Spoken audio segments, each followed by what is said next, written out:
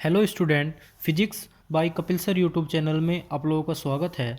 तो बेटा जो हमारी सीरीज चली हुई है वो यूपी टीजीटी साइंस वर्ग के बच्चों के लिए चली हुई है, जिसमें हम आपको 500 क्वेश्चन फिजिक्स और 500 क्वेश्चन केमिस्ट्री के कराएंगे। ठीक है, तो जो हमारी सीरीज है ये फिजिक्स की चली हुई है, जिसमें मैं आपको क्वेश्चन पहले करा चुका हूँ। जिन बच्चों ने वो वीडियो नहीं देखी है अभी तक, पहले बच्चों से रिक्वेस्ट है कि बच्चे वे जाके वो वीडियो देख लें। जो वे क्वेश्चन आपके पेपर के लिए बेटा बहुत इंपॉर्टेंट है। तो अभी हमारा नेक्स्ट क्वेश्चन है, सौर नियतांक का मान है। तो आपको इसका ऑप्शन नंबर ए है 1.379 calorie per centimetre square per minute. Option number B है 9.137 calorie per centimetre square per minute. Option number C है 1.739 कैलोरी पर सेंटीमीटर पर मिनट। ऑप्शन नंबर डी है 1.937 calorie per centimetre square per minute. तो बेटा जो question number 50 है आपका, इसका जो आंसर होगा, सौर नियतांक का मान बेटा हमारा होता है 1.937 calorie per centimetre square per minute. तो हमारा इसका होगा आंसर बेटा ऑप्शन नंबर डी। ठीक है, क्वेश्चन नंबर 51 है आपका, उबलते हुए पानी से जलने की अपेक्षा भाप से जलना अधिक कष्टदायी होता है। आपका इसका ऑप्शन नंबर ए है भाप की गुप्त ऊष्मा अधिक होती है। ऑप्शन नंबर बी भाप अधिक दाब लगाती है। ऑप्शन नंबर सी भाप वाष्प अवस्था में होती है। ऑप्शन नंबर डी इनमें से कोई नहीं।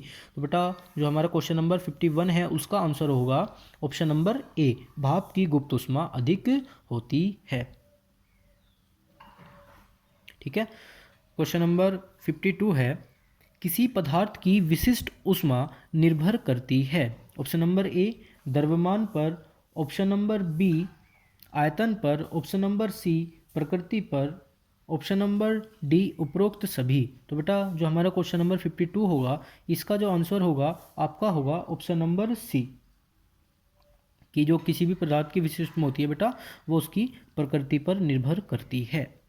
तो जो बेटा हमारी विशिष्ट ऊष्मा होती है उसकी आपकी डेफिनेशन होती है बेटा, किसी पदार्थ के 1 ग्राम द्रव्यमान का ताप 1 डिग्री सेल्सियस बढ़ाने के लिए ऊष्मा की मात्रा को, जितनी ऊष्मा की हमें आवश्यकता होती है उसकी मात्रा को पदार्थ की विशिष्ट ऊष्मा कहते हैं, है ना बेटा।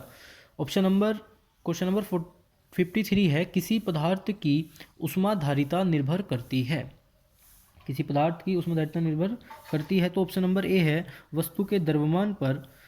ऑप्शन नंबर बी दी गई ऊष्मा पर। ऑप्शन नंबर सी दोनों, या ऑप्शन नंबर डी है बेटा इनमें से कोई नहीं। तो बेटा क्वेश्चन नंबर 53 है आपका, जो उनकी ऊष्माधारिता निर्भर करती है, तो इसका आंसर होगा बेटा वस्तु के द्रव्यमान पर। ठीक है, क्वेश्चन नंबर 54, सूर्य को ऊष्मा देने वाली ऊर्जा का स्रोत है। तो ऑप्शन नंबर ए है आपका उसकी विकिरणशीलता। ऑप्शन नंबर बी है हीलियम से हाइड्रोजन का उत्पादन, या ऑप्शन नंबर सी है हाइड्रोजन से हीलियम का उत्पादन। ऑप्शन नंबर डी है उपरोक्त सभी। तो बेटा आपका जो क्वेश्चन नंबर 54 है इसका आंसर होगा आपका ऑप्शन नंबर सी, हाइड्रोजन से हीलियम का उत्पादन। ठीक है, तो जो अब क्वेश्चन नंबर 55 है आपका, पानी का आयतन प्रसार गुणांक न्यूनतम होता है। Option number A 0 degree Celsius.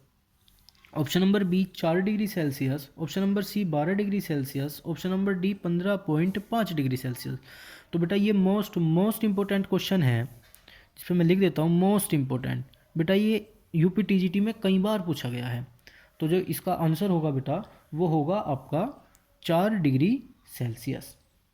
ठीक है, जो बेटा ऐसा होता है कि 0 डिग्री सेल्सियस से जब हम 4 डिग्री सेल्सियस तक जल को गर्म करने पर इसका आयतन घटता है बेटा।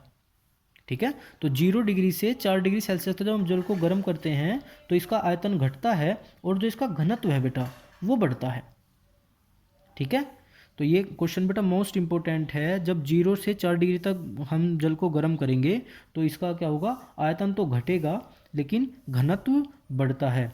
इसे ही बेटा जल का असामान्य प्रसार कहते हैं। ठीक है, तो ये मोस्ट इंपॉर्टेंट क्वेश्चन है। क्वेश्चन नंबर 56 है आपका, एक धातु प्लेट का ऊष्मा चालकता गुणांक निर्भर करता है। ऑप्शन नंबर ए प्लेट के क्षेत्रफल पर। ऑप्शन नंबर बी प्लेट की मोटाई पर, ऑप्शन नंबर सी ए व बी दोनों, ऑप्शन नंबर डी है प्लेट की प्रकृति पर। ठीक है बेटा, तो जो हमारा ऊष्मा चालकता गुणांक है बेटा वो प्लेट की प्रकृति पर निर्भर करता है। तो इसका आंसर होगा आपका 56 का ऑप्शन नंबर डी। ठीक है, तो क्वेश्चन नंबर 57, पानी गर्म होता है, पानी गर्म होता है, आपका इसका ऑप्शन नंबर ए है चालन विधि से, ऑप्शन नंबर बी है संवहन विधि से, ऑप्शन नंबर सी है विकिरण विधि से, ऑप्शन नंबर डी है इनमें से कोई नहीं। तो बेटा जब हमारा पानी गर्म होता है वो होता है बेटा हमारा संवहन विधि से। ठीक है, तो इसका आपका आंसर हो जाएगा बी। बेटा एक इसमें मोस्ट इंपॉर्टेंट पॉइंट है, जो हमारे लिक्विड द्रव तथा गैस में ऊष्मा संवहन विधि द्वारा ही संचारित होती है। तो बेटा ये भी क्वेश्चन, ये भी 59 जो 57 क्वेश्चन है बेटा ये मोस्ट इंपॉर्टेंट आपके एग्जाम पॉइंट व्यू से। और ये बेटा जो स्टार पॉइंट है ना, ये जो मैं इंपॉर्टेंट पॉइंट होता है उसका स्टार पॉइंट बोलता हूँ, ये भी बेटा आपके लिए मोस्ट इंपॉर्टेंट है। ठीक है, अगला जो आपका क्वेश्चन है 58, ऊष्मा के अच्छे अवशोषक ऊष्मा के अच्छे उत्सर्जक भी होते हैं। ये बेटा आपके किरचॉफ ने कहा था, या आपके स्टीफन ने कहा था, या ऑप्शन नंबर सी वीन्स ने कहा था, या डी सभी ने। तो बेटा जो आपका इसका ऑप्शन आंसर होगा वो होगा किरचॉफ। ठीक है, किरचॉफ ने कहा था बेटा ऊष्मा के अच्छे अवशोषक ही अच्छे उत्सर्जक होते हैं। ठीक है, तो इसका आपका आंसर होगा ऑप्शन नंबर ए। अब 59 क्वेश्चन है बेटा, किसी धातु के इलेक्ट्रॉनों का अनुगमन वेग की दिशा होती है। तो बेटा आपका ऑप्शन नंबर ए है लगाए गए क्षेत्रफल की दिशा में, बी है लगाए गए क्षेत्र के लंबवत, ऑप्शन नंबर सी है लगाए गए क्षेत्र के विपरीत, या ऑप्शन नंबर डी उपरोक्त सभी। तो बेटा जो आपका इसका आंसर होगा वो होगा लगाए गए क्षेत्र के विपरीत। तो ऑप्शन नंबर सी इसका बिल्कुल सही आंसर है। ठीक है बेटा, मतलब जिस दिशा में आपकी विद्युत क्षेत्र होगा, ई जिस दिशा में होगा तो इलेक्ट्रॉनों का अनुगमन वेग जो होगा बेटा वो उसके विपरीत दिशा में होगा। जैसे अब हम आपको पता है कि विद्युत क्षेत्र की दिशा ये है, ठीक है, और दो ये बेटा जो इलेक्ट्रॉनों के बहने की दिशा होगी ना वो ये होगी, ठीक है ना, ये वाली, इसके विपरीत। ठीक है, क्वेश्चन नंबर 60 है आपका, प्रकाश को ध्रुवित किया जा सकता है परावर्तन द्वारा, अपवर्तन द्वारा, या प्रकीर्णन द्वारा, या सभी। तो बेटा जो प्रकाश को हम ध्रुवित करते हैं वो ऑप्शन नंबर डी सभी के द्वारा। बेटा प्रकाश को परावर्तन द्वारा भी ध्रुवित करते हैं, अपवर्तन द्वारा भी और प्रकीर्णन द्वारा भी। ठीक है, क्वेश्चन नंबर 61 है, प्रकाश का घूर्ण महत्तम होगा जब इसे कांच की सतह पर आपतन कोण से डाला जाएगा। तो मतलब 57 डिग्री बेटा, या 67 डिग्री, या 37 डिग्री, या 47 डिग्री। ठीक है बेटा, तो इसका जो आपका आंसर होगा वो होगा ऑप्शन नंबर ए। तो जब प्रकाश का घूर्ण सबसे अधिक होगा जब उसे आपतन कोण से 57 डिग्री कोण पर डाला जाएगा। बेटा ये वैसे जो होता है ना, एक नियम आपने पढ़ा होगा बूस्टर का नियम।